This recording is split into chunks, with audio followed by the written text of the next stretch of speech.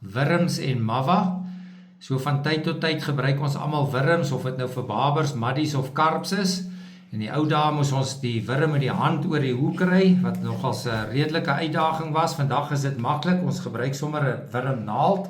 Belangrik is hou die naald lekker nat, dan is dit maklik om met die wurm op die naald te sit. Ek druk gewoonlik die een kant teen my maag vas, hak die hoekie aan die ander kant in, trek hom lekker styf uit en ryg hom daar so eenvoudig soos dit deur.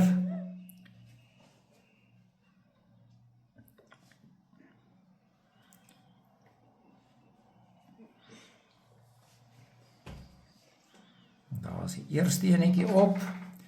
Nou vir die tweede een gou, kom ek hier nader Sissa. Maak maar seker die hoek is gehaak in die punt. Nou is my vingers dom, gee net kans.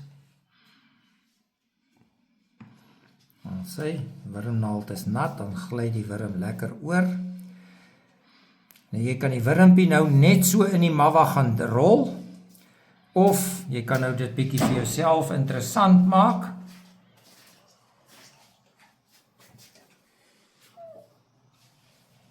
In die geval gaan ons nou die een hoekie kap met 'n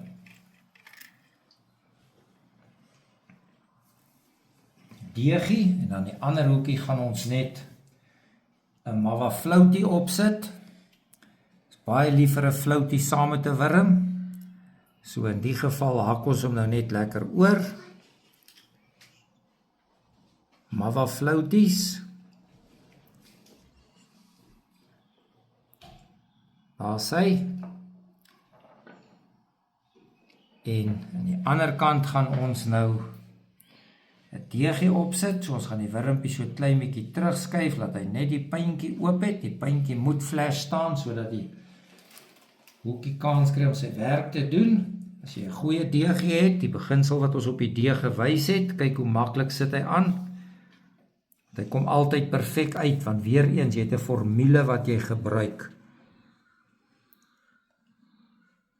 Nou daar is hy klaar. Al wat ek nou sal doen, los maar vir pappa, is sit die wurmpie, jy kan hom nou in dip van jou keuse.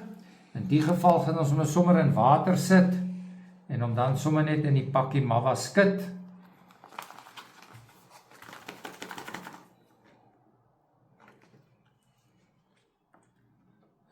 En waar wil jy nou beter hê? Watter vis gaan nou vir hierdie twee wurmpies sê nee dankie? Daar nou 'n voerbal kom met nog 'n dippie op die voerbal. Magic.